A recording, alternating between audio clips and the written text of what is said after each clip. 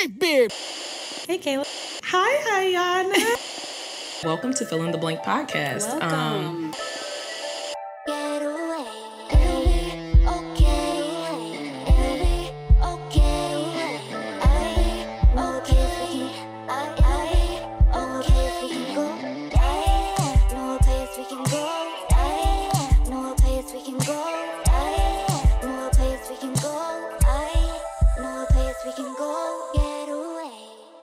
Hello, everybody, and welcome back to another week here at Feelin' the Blank podcast. You did it too soon. Do it again. Well, I thought I was scared you were going to move on fast. No. So, okay. Do it again. Do it.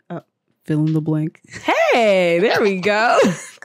Hi, Iyanna. That was some really face assery. We do some really just like stupid stuff. But you know what? I think people probably enjoy, because I know I personally enjoy when I listen to podcasts and I can listen for something that they're going to always do or say. Oh, like tradition. Yeah, like it's entertaining. It's like, oh, like that just made my day. Y'all comment if it makes y'all day when we be like, hey, welcome to Feelin' the Blank podcast, and then Iyanna says fill in the blank. Like, how did that even start? Oh, because of the intro. Yes, because of the music. Yeah. My knee is itching. Need some Neosporin. It's just moisture. It's because it's healing. Scabbing. That's good though. That is good. It looked nasty, but it's okay. Oh dear God. Pray for Iyanna's knee, y'all. Knees. Both of them. Just pray they don't look ugly. Yeah, once it heals. Yeah. How much longer do you have? Probably like another month. Oh my God. That's crazy. How long ago did this happen now? Probably a month The ago? first week of September. Oh yeah. So a little over a month ago. Wait, when was first week of September. Wow. That's crazy. Yeah, it's okay. So how are you? I'm actually really good. That's really good. I'm actually really good. What's so really good? I've been doing some shedding lately. Okay. I just kind of, let my situation ship, this ain't gonna work. Look, y'all, so this is the thing that be pissing me off about Iyanna. Here we are, we on camera, and I'm finding out this information for the first time. Well, and now I need the lowdown details, and there's probably only so much I can find out tell here. you. I can tell you. Okay. So what had happened was, because we had stopped for a minute because we got in a big argument, and then we started again because it's like, oh my God, I miss you. Oh my God, I miss you so much. But then he was like, I just want to casually date, and I'm like, wow, we just took all that step forward to take like a step back. Be back. But then of course, me being me, I was like, okay, knowing I wasn't okay with that. But that I will say, when it first ended is when the mourning process starts. Women in relationships, usually we start mourning in the relationship. It takes us time. It takes us time. And then we get to a point where it's like, all right, I'm done. So what had happened was, we went out on, I don't know, was it Sunday or something? On Sunday. Yeah, we went out on Sunday and we were out, and there was a moment, and I like to really express my love. I'm a very affectionate person. And so there was a moment I looked at him and I was like, oh, you can give me a kiss. And he said, oh, remember we're casually dating? Oh, hell no. Ooh. To the no. Not the swerve curve. It was like being electrocuted. But I went about the night because I understood he was setting a boundary. However, we hadn't spoken about what that looks like beforehand. Yeah. So I was like, fine, whatever. You're setting a boundary. I get it. But when I took a step back after like a day later, I realized like, it's just not working for me anymore. Yeah. I think we've been in this for so long that my feelings have grown, and I'm not okay with the 10 steps back that we took. Y'all were at a place where it could either be like, it's like a fork in the road, and it can either continue to accelerate, or it was going to be like going down. Yeah. And I think that you all were, he was taking it to that place when you were trying to take it I was taking somewhere else. Yeah, which, I mean, I get it. Like, we started in a iffy way.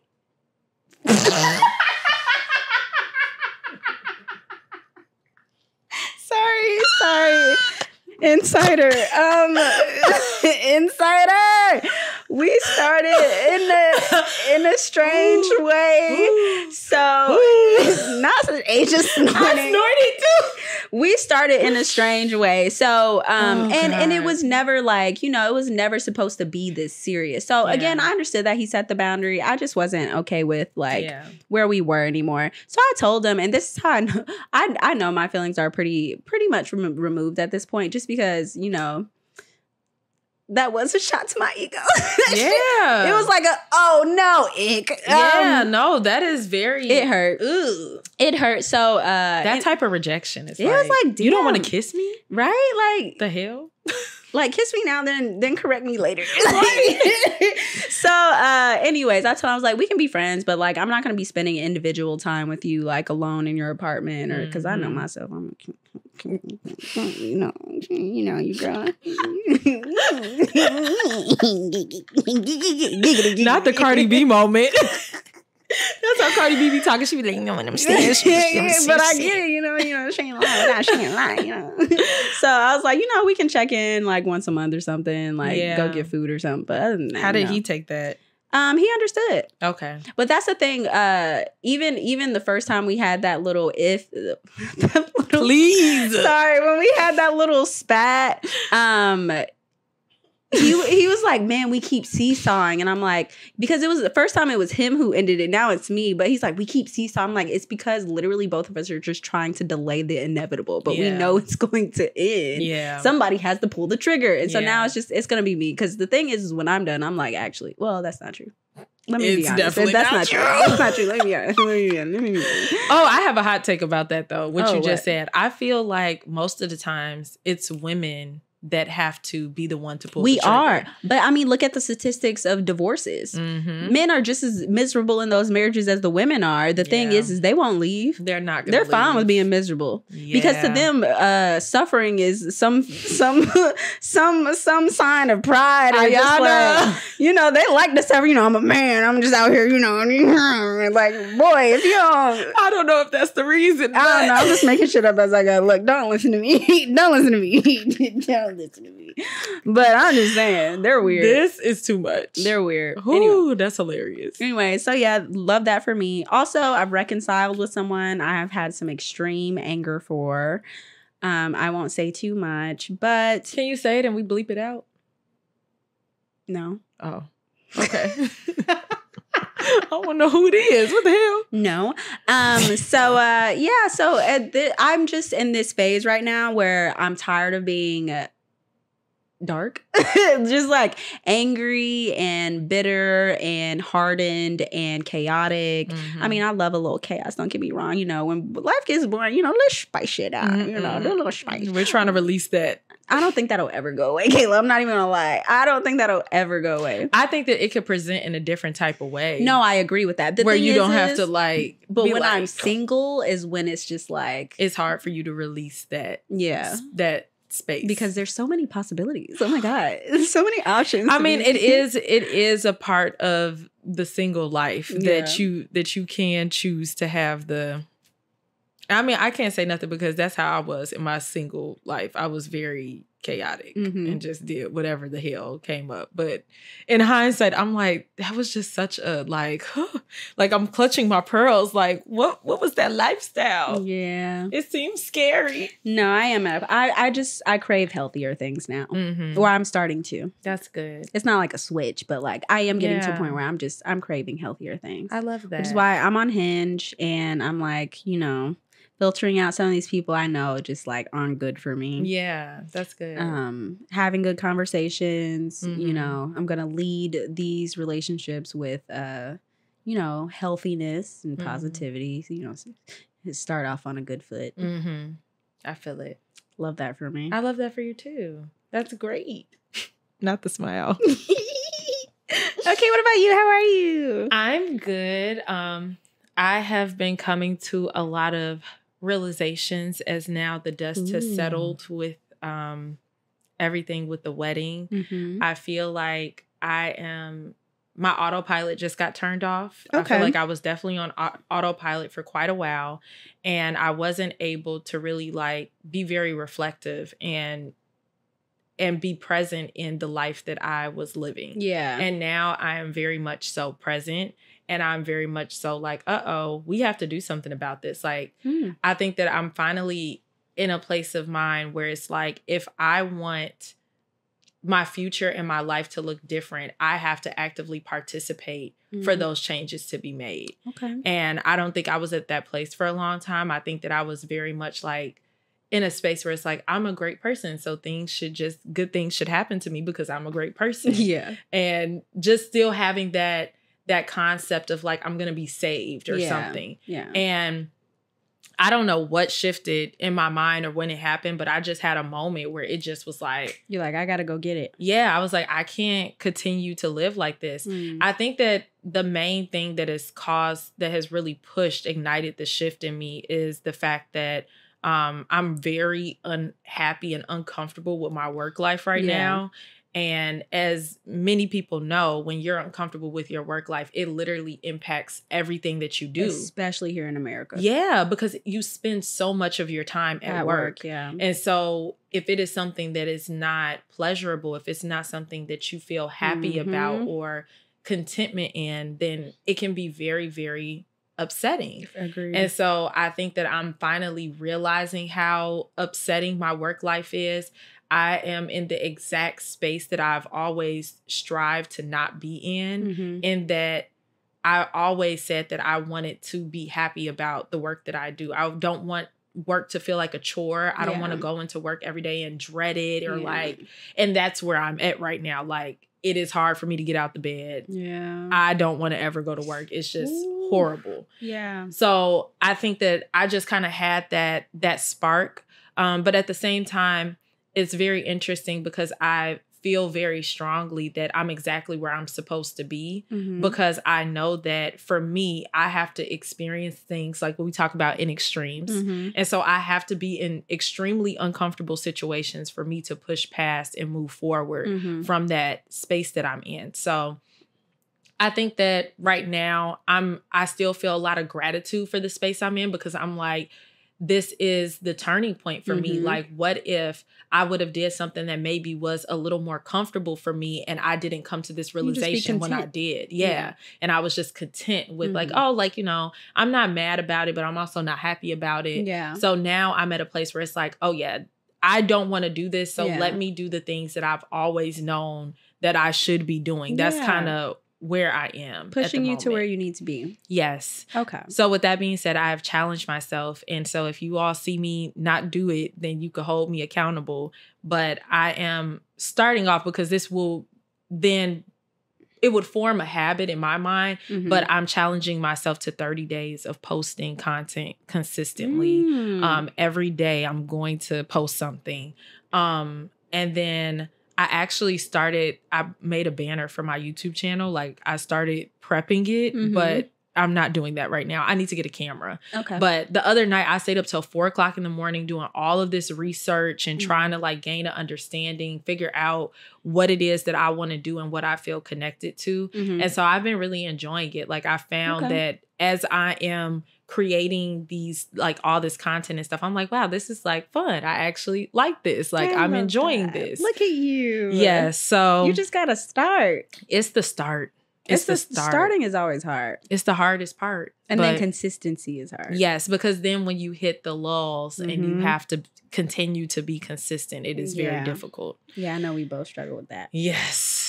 So I'm just speaking over myself that I'm going to be like a more consistent person in this season. And I'm really just like seeing myself through a different lens. Like, I'm choosing to believe more of the positive things about me than believing the negative things about me. That's where I am too. That's exactly where I am too. I'm like, let me stop manifesting negative things. Yep. Like, and start seeking where I want to go. Start taking in things of where I want to be and exposing myself to things of where I want to be, talking about things as if like, you know, in a positive light of what I want for my life, even when it comes down to like, you know, finding a good partner, like, you know, just manifesting good, positive things with my mind, with my actions.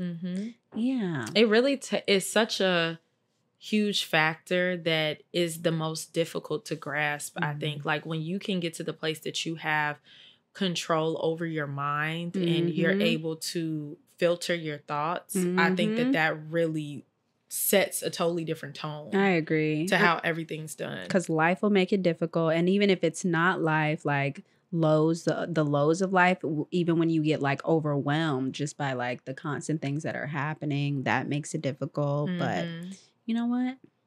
We got this. Yep, we're going to do it. So I actually started trying to read again, The Untethered Soul that Mariah told us about like way back when. So I'm on a binge of trying to like replenish my thoughts and like figure out how to shift my habits. I started listening to podcasts again today. There's a podcast, a psychology podcast. And I started listening to this episode about self-talk and how that affects your brain. And because I do better. I don't do well with like reading fictional books, but I do well when I hear information of like how the things that I'm already doing are affecting me, and then learning what the better solution is and how that affects me. So like stuff like statistics and like, you know, what it does to the brain chemistry. So learning things like that just helped me shift my behavior as a whole. But I love that. That's so good. Yeah. Okay, so we have a good topic for today. Today, we are going to talk about the concept of being misunderstood.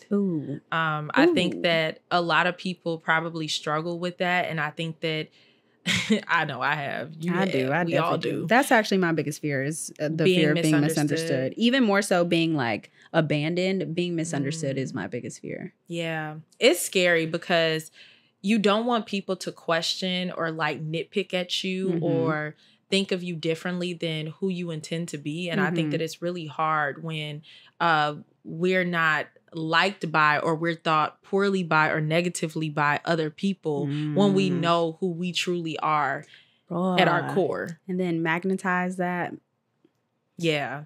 By hundreds of thousands of people. I know. And that's why I thought it would definitely be an interesting conversation, because even though it's something that everybody could relate to, I know that specifically with you, it's on a different level, which means your self-care game has to be like on a totally different level because of the visibility that you have. But where do you think that the aspect of being misunderstood has truly like stemmed from? I think as a kid, I really was misunderstood. I think I genuinely was misunderstood. I never really felt like I belonged really anywhere. There was a lot of just shifting myself. I felt like I had like 5 different personalities depending on who I was around. And they were all me, but I never felt like I could be completely myself anywhere. Whether it was with my bio family, whether it was with the woman who was raising me and her family, whether it was with my church family, whether it was with people at school. Am I missing one, or is that all 4? Okay, I guess there are 4 personalities, but nonetheless, like I never felt like I could be my complete self. And it took me a really long time to even learn to incorporate all those pieces of me. And I don't think I really had the opportunity, I think, until college. Yeah, so it was a lot. Yeah, that's really difficult. I think mine most of us, all of our trauma and things stem from childhood and things like that. But much like what you're explaining in a different way for me, because I had a split family, I felt like I couldn't fully show up my full self anywhere either, because I knew on my mom's side that it was like the discourse with my dad's side. And so I felt like I had to put on these different faces in the different places that I was in. And because I grew up in a strict household, there was this concept of me not feeling competent. And I think I've talked about this before. And because of feeling like I was maybe like nitpicked at, and being an only child when you're just the primary focus it's a whole nother weight on your shoulders of the microscope that you're under. And I think because of that, I constantly felt misunderstood as a child. I constantly felt as though nobody truly understood me or my actions. Because like I did grow up where my parents started to like kind of say that they wanted to have conversations with me about stuff. But like, you know how when parents be like, oh, let's have a conversation. And then you're talking, but it's not a conversation. It's not a conversation. It's more like a lecture. It's more like a lecture. Yeah. And so in that, I never got opportunity to explain myself. And then when I did have moments to express what I might have felt about something, it was ripped apart into shreds. Yeah. And so, nitpicking your words or like, you know, misunderstanding. Because growing as a kid, you're learning the right terminology or how to express yourself in a really concise way. Even when, oh God, yeah, because that just revived a memory. I had an ex who I would try to explain myself of how I was feeling, and at that time I didn't really know how to express myself well. I wasn't a good communicator, and if I would say any one word wrong, he just like go in. My dad had the same habit. It just constantly correcting me. It's like, bro, I can't get anything out. How do you feel like that impacted you as you got older? If like, because of the fact that like when you moved out of childhood and you got to a place where you were maybe like a teenager and in college, how did that impact the other relationships that you had with people and that concept of like wanting to maybe be understood or the lack thereof? I didn't really have the fulfilling relationships like that. Like, it took me a long time to learn how to be my complete self. The only people that I felt like I could do that with were my significant others. Okay. But it's because I spent so much time with them that like they didn't have a choice. Yeah. They didn't have a choice. They didn't have a choice. But with everyone else, it took me a long time. But also not having an understanding of who I was for real either. So trying to incorporate all these pieces of myself and understanding there's no such thing as like this being good, this being bad. But that's how everything would be labeled growing up. Like, you know, when you're with your bio family, how you act like that, that's bad. Or like when you're at church, how you act like that, that's great. Like do that. Or like, you know, like I didn't know how to incorporate these things and just accept them as me.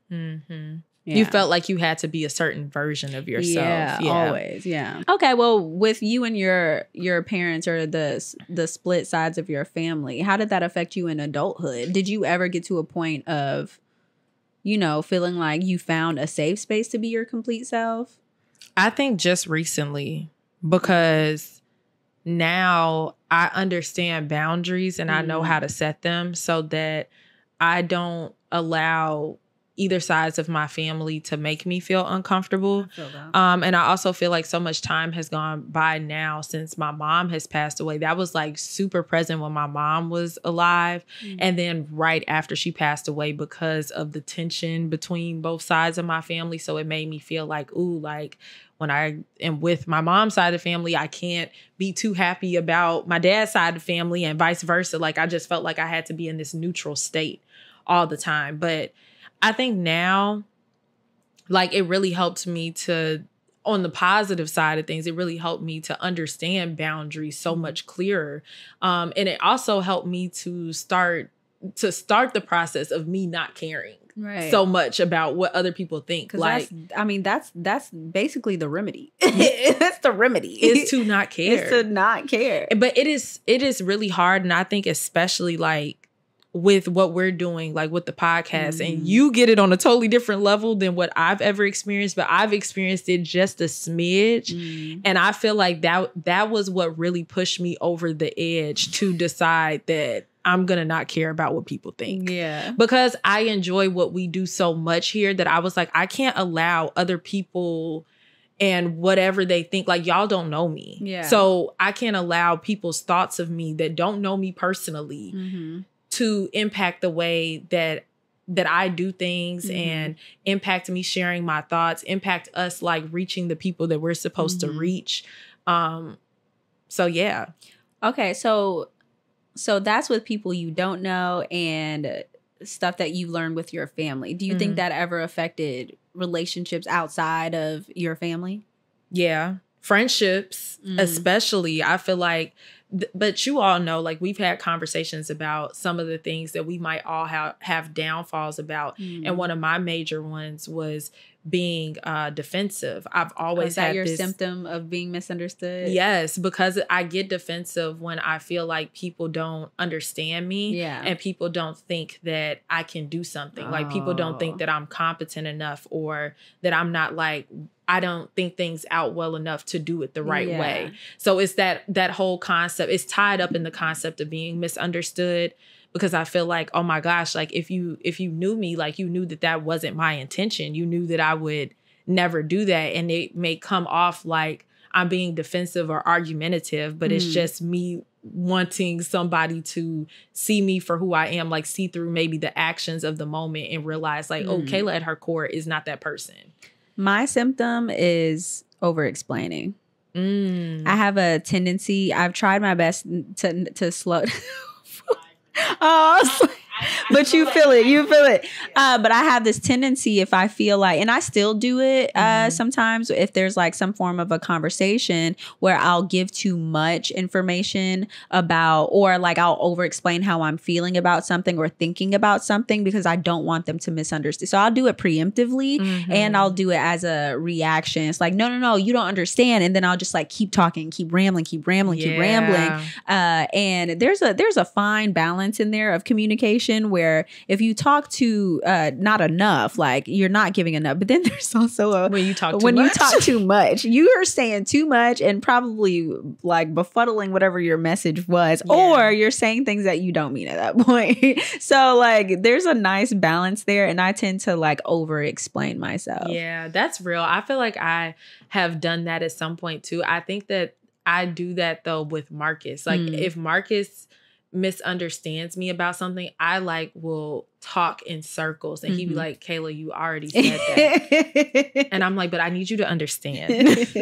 I do it with everything. I know even when that reel went viral, well, there have been a couple reels, I think, when the unconditional love one went viral, I was going to do a follow-up to that and be like, okay, let me add a little bit more context because I'm like, y'all don't understand. Y'all don't get it. Let me tell you about a little bit about me and where the thought came from. I will say being in this position is really dangerous for somebody like me. Because last year I was going through it. Yeah, you were. I was really going through it. You've come a long way though. I've come a very long way. You should be really proud of yourself because it's really like a whiplash experience what you have had going, and especially the type of person that you were prior to all of this stuff, like very much like introverted. I'm gonna mind my business. I don't want to be on social media. I'm gonna be super low key. To now being overexposed. You have tons of people who want to keep up with you, and anything you say is being like looked at with a fine-tooth comb. So that's difficult. I did have to get to a point where I was like, all right, I can't care this much. I care a little bit. And I will say stuff like podcasts and like influencing and stuff, like you have to care to a degree because like your audience, like, you know, they do have to get to know you to an extent. They have to feel connected to you and they'll have critiques and sometimes they are right. But my bad, I had to burp. It's okay. I'm sorry, Ariel. But at the end of the day, like I have to constantly remind myself, like most of these people don't know me well. So it's just like, you know, whatever. Where do you feel like you stand today with the aspect of being misunderstood? Like, do you feel like your main symptom right now is still like the over-explaining? Or do you feel like you're kind of handling being misunderstood differently? I think the reflex is still there to over-explain. And if I'm in like high anxiety, there's like some form of a high emotion in the moment, then I'm going to do it. Like I'm going to do it. But if I've had time to just like pause, then and that's why I feel like I always need space in between things, even with personal arguments with people, because I need time to really think about the concise words I need to say, and anything outside of that is just gibberish. And and that's why I'll probably already go through 5 different possibilities at least of what someone could possibly say, so I'll already know what I'm going to say to that. And it's just because I don't want to be misunderstood. Like I want to be concise in my words, and I want it to be just, you know, packaged well. I will say that you do a really good job of that, though. I've always felt like ever since we've been friends, so that's been a few years now, that you do a really good job with articulating your emotions, and you put it in a way that is received well by people. You know, I think a lot of people have the issue of talking in circles, and then they end up unknowingly making it more difficult to be understood when they're trying to explain. And that used to be me.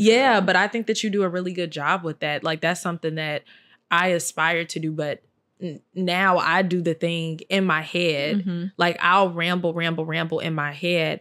And I think because of the fact that I desired so badly to be understood by people, a lot of times I would share my thoughts about things, even in moments like I couldn't decipher, like, is this something that I'm just thinking in my mind that I should let pass, or if this is something that actually needs to be addressed. Oh, that's always difficult. Yeah. Like, so you like overshare sometimes. Yeah. And I think that sometimes, like now I'm coming to the acceptance that emotions are temporary. Yeah. And every emotion doesn't need to be articulated at all times. That's what I'm like, if you still feel that way in like a few days, in a week, then like maybe, or if you see that it's a persistent feeling, then like definitely speak on it. But if it's a temporary thing that, and that's one thing I think that I am pretty good at. I might be upset in the moment, and I might even express like, that just pissed me off.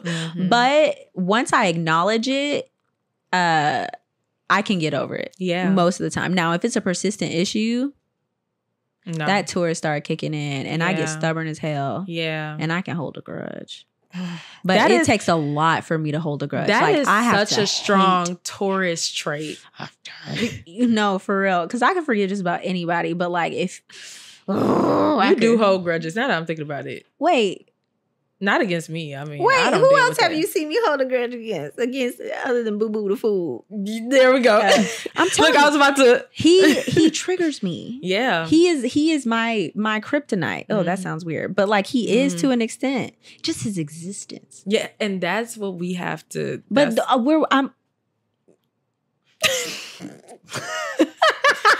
Okay, I have a song for you. Okay, what? Let it go. But Let it go. You are. I'm working on it. You are. You're doing a really good job. You know what did it for me? Always motivate you with You know what did it for me? That actually made me get to a point and be like, all right, I'm tired of being mad now. Your wedding. Really? Oh, you did tell me that. Your wedding. What was it about the wedding that made you decide that you're tired of being mad? It was just like remembering the fact that like, you know, where we started, you know what it is? It's like I was so, because I wasn't having any exposure to him for real at all, I was so detached from his humanity that I forgot that he was a person.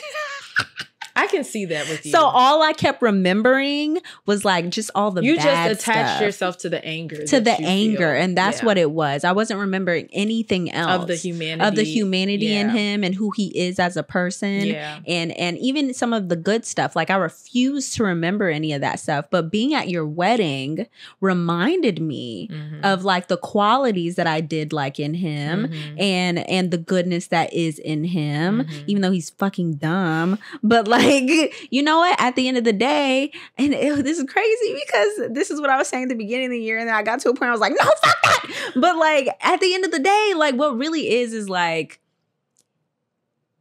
he needs to heal. And like, also, it's like multi-layered. We're also wildly incompatible. Yeah. Wildly incompatible. We saw our lives moving in very different directions and didn't realize it until it was too late. Yeah. You didn't have enough time to process. We didn't have enough time to process anything. Everything was under a microscope. You didn't have anybody to bounce anything off of. Like, I just couldn't even imagine. Literally. So I'm just like, of course, we failed. Not the giggles. I mean, it's okay. I can laugh about it now. That's a good sign. At least I'm laughing about it. That's a great sign. And I think people got to give themselves that grace. But that was the conclusion you had to come to on your own. Because people love to talk down and negatively about past relationships, like understandably so. It's a little healing to talk negatively about your past relationships. It feels nice. It feels really nice. At some point, you have to understand that it was not all negative and it wasn't all bad. Because, and it wasn't all him. I mean, granted.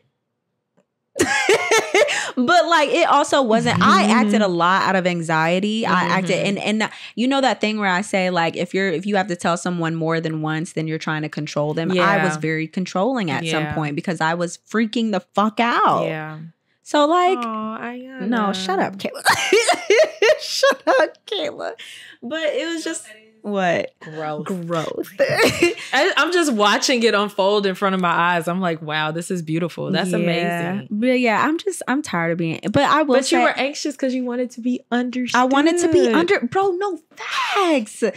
Facts. You wanted to be understood. Oh my God. That was my biggest complaint. It's like, bro, you don't know me. I feel like when you're in wildly incompatible relationships where you're speaking different languages all the time, that is the root of everything. It's almost the aspect of being understood. Yeah. Because I remember that feeling of feeling like you don't know me. You don't know me. And I'm trying to get you to understand. And it's just not clicking. But even he felt the same way, where he would be like, you're not understanding. And I'm like, because you're not making sense. None of what you just said is sense. It's literally two people like talking at brick walls. Because the couple don't make sense. Right. And so you're never going to be able to speak on the same wavelength. And we're on two completely different ends of the spectrum. No matter what you say, whatever the thing. It's okay. The funny part is, now that I've changed a lot, I feel like now we're a little bit more balanced. Y'all actually are a little bit more we're alike a little bit more alike in this now, season of your life. Which is crazy. But like then, like we were like, we were worlds apart. Because when I met you, you were very much like extremely introverted, extremely like, I don't want anything to do with that. And I think that but I still think a lot of who you were then is who you are now. I think that the only thing that has kind of shifted is kind of like the introversion versus I think I'm just a lot more adaptable now. Yeah, I could see that. I could see that in you. But see, that's the thing. Like when you reflect back over past experiences, once you move out of the anger phase, you could kind of start to see with a clear eye, like, dang, okay, there were some good things that came out of this dark space. No, like I agree. when I came out of this, now I'm a more adaptable person. Yeah. Probably in spite, but nonetheless, I did learn some good things. You did though. I did learn some you good did. things. Like there were some things about your personality. I don't want to say that shifted, because I feel like it's more so like refined. Yeah. Like you refined things. I think I grew yourself. more into myself, to be honest. You did. And that's why look, it's always, even when you're in like a negative experience, you're exactly where you need to be. Because I mean, the air quotes are mostly for the fact that like, it's the lens that you see it through. It's not technically negative. It's just like it's a difficult experience. And growth is never comfortable. Growth is not comfortable so at all, just like what I was saying. Stretching, changing, adapting. All of it is just, it's hard. That shit sucks. But it's the lens that you see it through. And I did that because I'm thinking about like with my work life, I could say that it's a negative experience. But like I said, it wouldn't have pushed me to the point that I'm at right now, where I have like, it's the grit that I've been trying to really develop that is now coming out of this. Bro, that's how you know I'm sick and tired of being sick and tired for real. Because even just me like a few weeks ago would not be talking like this. No, it's so true. I don't think I was talking like this. But you know what? And you're the type of person, because you're like how I am, where it's like you have to experience it for yourself. I do. I have to. And you just need to go through the process. And you'll get there, but you just gotta. I have to. The hard part is when like pieces of you are solidified on the internet. It's like people aren't changing the perspective with you. Okay, did we talk about this yet? I don't know. What? But how are you how are you deciding to deal with the aspect of being misunderstood on the internet? It really is, except like it's an extreme. It feels extreme to like get to a point of not giving a fuck. So, sorry, not giving a care. Oh, why are you not cursing? You're not cursing anymore? I don't know. For some strange reason, I got hyper aware for a second. I don't know what just happened. I think we just been a little more proper this episode. Yeah, so I think that's why I was like, wow, I haven't cussed in a minute. That feels weird. Go ahead, say it. Bro, I have a potty mouth. I really do. It's like bad. And I don't think I can. There was one period in my life where I stopped cussing for like 2 years, but it was only because I had a controlling boyfriend. Anyways, so he was like, stop it. You have better words to say. I was like, yeah, fuck that shit. Said that's the word. Fuck you. But oh fuck. Oh, she lost her train of thought. I lost it. What were you? Oh, you were talking about the internet. It's like on a grand scale of not giving a fuck. The thing is like I'm always gonna care. You are. That's always going to be me. And I need to learn what? She said she's going to care. Shut up, Asia. Wow. Oh my God. I'm just saying. Y'all get on my nerves. Iyanna cares. I always care. Iyanna cares. I will say my apathy is out of protection. And under the lens of protecting myself against the fear of being misunderstood, I have to get to a point of not giving a fuck. Yeah. I just have to, but it's so hard. It is hard. It's so, especially when you feel like you don't give a fuck, and then you'll be reminded by a new comment. You'll be reminded by another new comment, and it doesn't stop. Yeah, it does not. People are still commenting under that unconditional love one. That's true, but I will say, but I don't care. It's so fun. I actually don't care anymore, so I don't read them anymore. I stopped reading them. I can tell you don't care because you stopped responding to them now. Every once in a while, I'll be feeling like a troll, and I'm like, The thing is, I saw, who was it? De'Ara. You know, the social media influencer. She used to be in that really long relationship with the guy Ken, and they had the YouTube channel. You don't know who she is? Okay. No idea. Anyways, she's a influencer, fashion girly, lifestyle girly. She's been doing this for years, like one of the OGs. Mm-hmm. And it was a TikTok of her recently, and she was like getting her hair and makeup done. And the person asked her, like, how do you deal with the social media hate and all the stuff? And she was like, I really just had to get to a point where I put my energy into the positivity, and the negative stuff just kind of like flushes out. Yeah. And I think it's also the aspect too that, like, when you start to put your energy more into the positive, and the trolls realize that you're not going to respond to the negativity, then they go away because they're like, that's not true. You don't feel like that's true at all? That's definitely not true.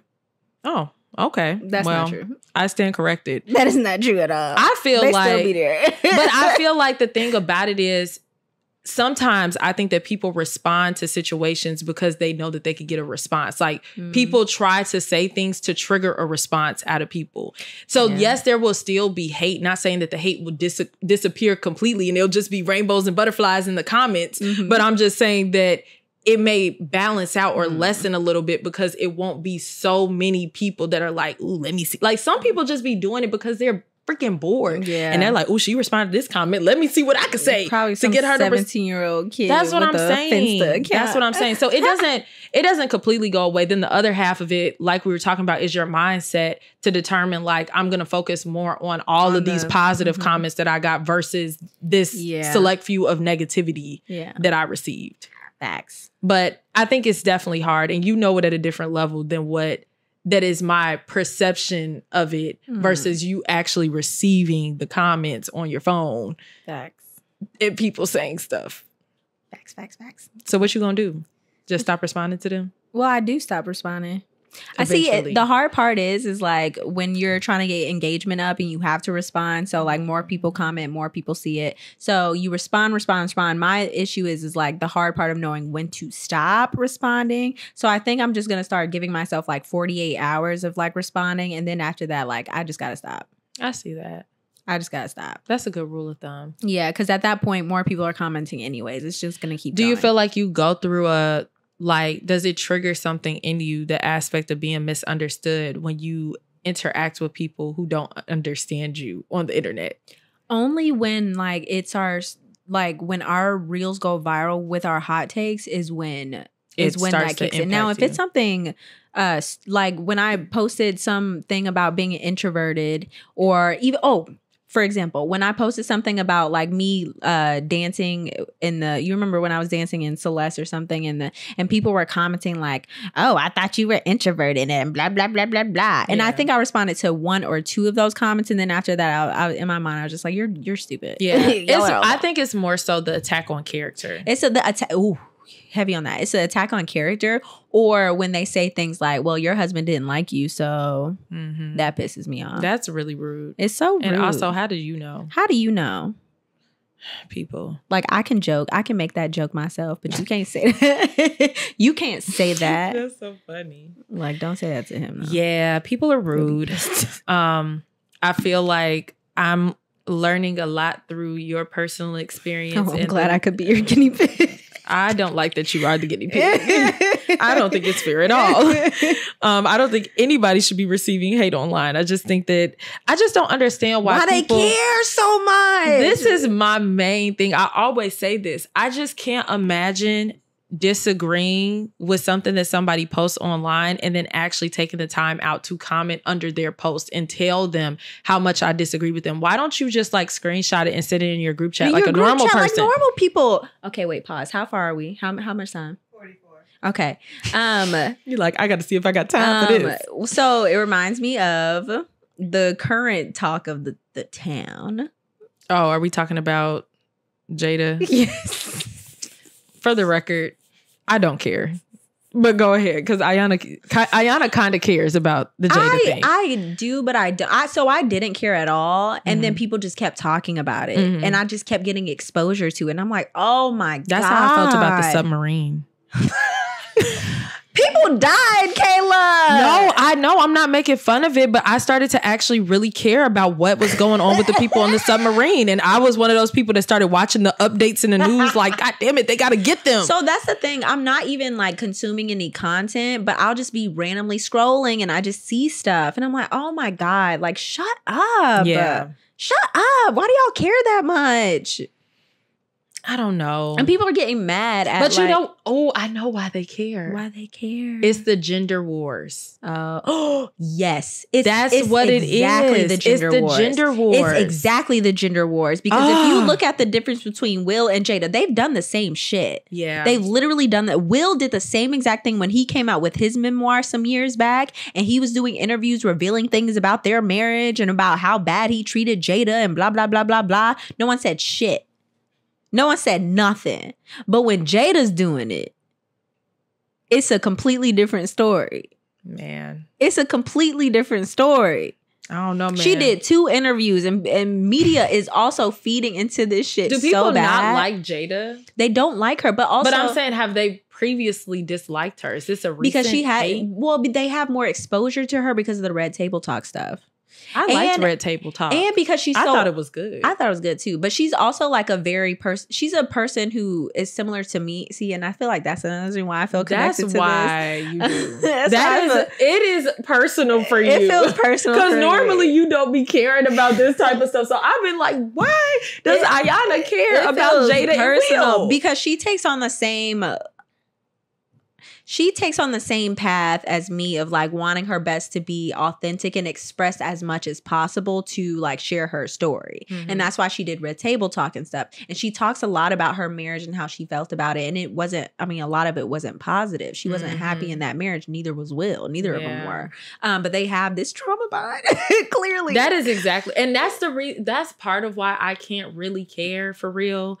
Because they sat there, and I told this to you the other day. Woo! They sat there on Red Table Talk and shook hands and said, bad marriage for life. And y'all think that I'm going to care about a couple that has proclaimed and decided that they're going to stay in a bad marriage? I can't. But also look at the generation that they grew up in. I know, but we're not there no more. And they have... But they're still of that age. I feel like everything about Jada and Will is very non-traditional. It's very non. And look at their children. Like, yeah, that's facts. So they don't really... I'd be shocked if either of their kids ever get married. I'm going to be honest. Well, Willow done said that she wants to be in like a polyamorous marriage. Like she wants to marry a man and well, that's not a thing, right? But she wants to be like in a throuple. That's for a lifetime. Like be with both of them and they be with her. All of them be together. Of them. Oh, so that is okay. Yeah, that's what she desires. I don't know what the hell is going on with Jaden.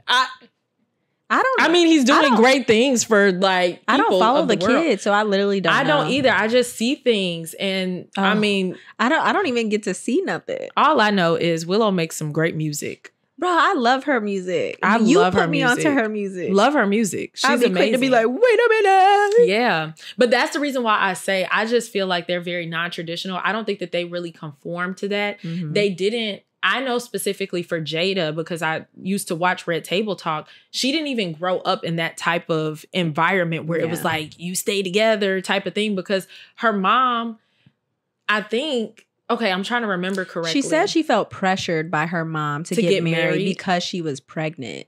And by Will to get... And Will is already divorced. Oh. He had a marriage before Jada. I forgot about that. Yeah. Wow, and he was young. Yeah, he has a whole nother kid from his first marriage. That's crazy because he was young. But Jada's mom was... she used to be on drugs. Oh, okay. She used to be a drug addict, I think. And I will say Jada came from a very hard life. She did. So, of course, she had to uproot a lot of that trauma. And I think it took her, because she was also in the public eye, it took her so long to do that. Well, maybe that's why they won't divorce, because just the aspect of the public eye and think about, that's a high profile marriage. Like if they ended, it would be. But at this point, everyone knows. At this point, they might as well. At this point, everyone knows. But I do think they maybe don't want to split their assets and all of those things. Maybe it is a financial thing. I think they genuinely are just like emotionally tied to each other in like a weird way. Okay, my only take on this whole thing is that Jada is in love with Tupac. She is absolutely. She's still grieving that man. I don't think she was ever allowed to really grieve him at all because she was married to Will. Or what? Tupac was alive for longer than we thought. I can't stand Kayla. And maybe she just now started grieving because maybe something just now happened. Ooh, spooky season.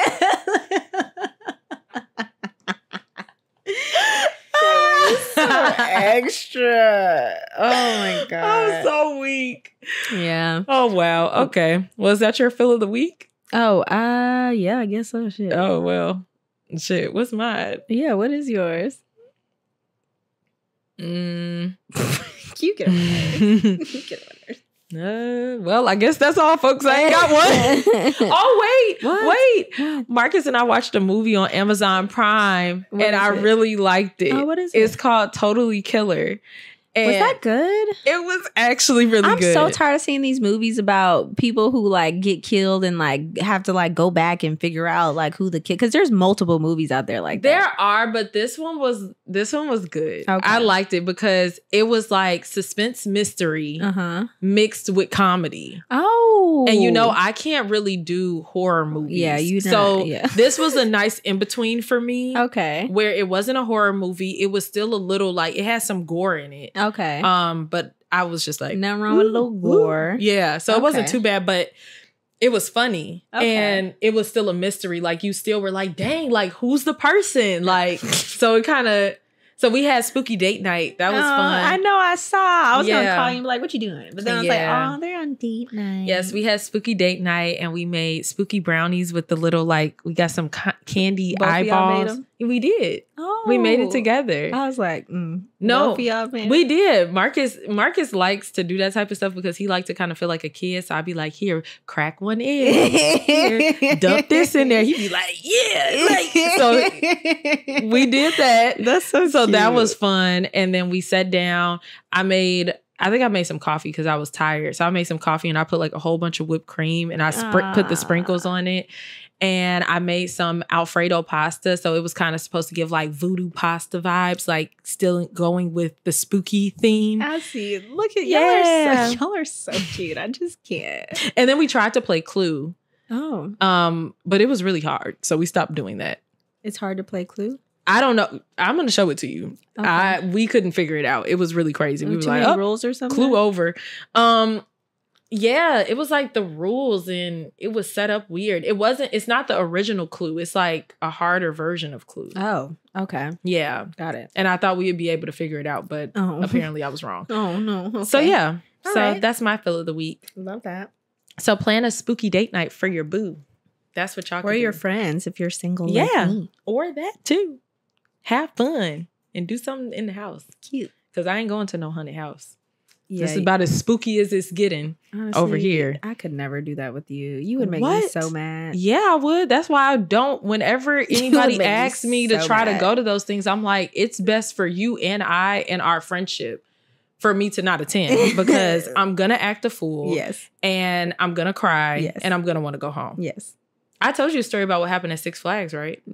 The 1 year I went to Fright. Did you bust your ass? Yep, at Fright Fest. I ran and I went in Johnny Rocket. Did somebody grab you by your hair? Yep. and picked me up, and I was like, I ran to Johnny Rockets, and that was the only safe place because they didn't come in there. You go to Johnny Rockets or the bathroom, and you know bathrooms be a little tangy. So I went in Johnny Rockets. And I sat there the whole night and just looked out the window like, that's wild. I can't believe people are out there living that life. I'll never go back again. So no haunted houses. I acted a complete fool when I was a child. My mom took me to the police station, haunted man. They had a haunted house in the police station. I acted a plumb fool, and they had to turn the lights on in the haunted house and escort me out because I was acting that bad. Oh, was that bad, Kayla? Yep. And it was all the people that were in there were people that I knew. Like, these are my mom's coworkers. I was like, they were like, turn the lights on. Turn the lights on. And I was like, yeah, turn the lights on. Get me out of here. This girl gonna have a heart attack. Yeah, I don't do it. I don't like spirits. I feel it. People be I feel like people that, this is my last thing. Okay. But people that decide that they want to participate in scaring people, what is wrong with you? What type of sick things go on in your mind that you want to dress up? I feel like some of them be getting a little too into character. That's what I'm saying. That's scary. Especially when they be what do y'all do in y'all spare time? This? Right. They be in your face breathing and stuff. No, bro, back up. Like, this gives you too much of a reason to invade someone's personal space. Like, you would not do this on a normal day. You wouldn't come this close to a stranger. Why do you want to terrorize people that much? Why? What sick piece of you? On that note, I gotta go because I'm mad now. Okay. You can follow us on the TikTok at Tickety Tack. feelintheblankpod. Wait, is that right? That's yeah, right. feelintheblankpod. That's right. And then you could watch these lovely visuals on YouTube. I've been seeing y'all. Y'all been watching the videos. I keep on doing comments. That. Keep on doing that. Keep that up. So watch the video, you all. Watch the video on YouTube, Fill in the Blank Podcast. And then you can follow us on Instagram at FEELINTHEBLANK_. I changed my name on Instagram. I saw it. I was like, who the hell is this? It is at it's k.g, Kay.g. And Iyanna at Iyanna.amore. We love you guys. Thank you so much for tuning in, and we'll catch you next time. Bye. Bye-bye.